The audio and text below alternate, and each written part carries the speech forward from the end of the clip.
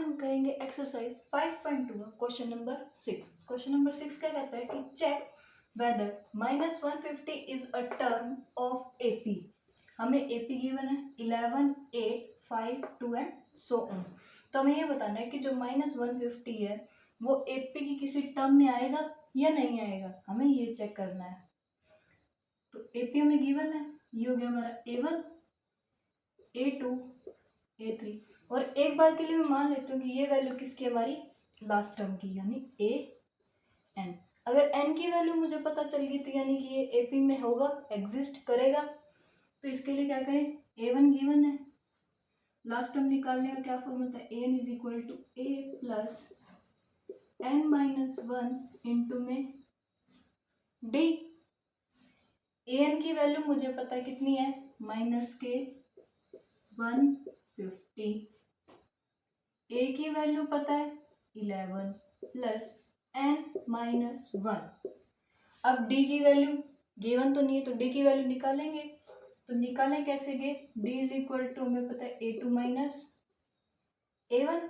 A2 की value है 8, A1 की वैल्यू है 11, तो 8 माइनस 11 माइनस के 3, यानी इसके मल्टीप्लाई में क्या है माइनस का 3, प्लस माइनस माइनस,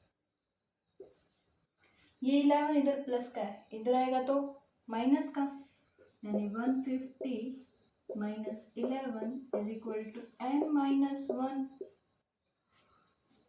माइनस के इंटू में 3।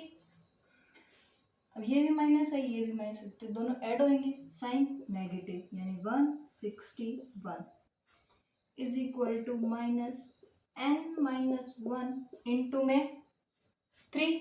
ये भी माइनस है, ये भी माइनस, तो माइनस से माइनस कैंसिल। ये 3 इधर मल्टीप्लाई में है, इधर आएगा तो डिवाइड में, तो ये होगी। अब हमारी N-1 की वैल्यू क्या आई है 161/3। ये -1 है, इधर उधर जाएगा तो प्लस का 1, तो n की वैल्यू क्या आएगी 161/3 -1। एलसीएम लूंगी तो 3 एलसीएम आएगा, यहाँ पे 3 आ जाएगा। अब 161 में से 3 सब्ट्रैक्ट करोगे तो कितना आएगा 158/3, यही आएगी।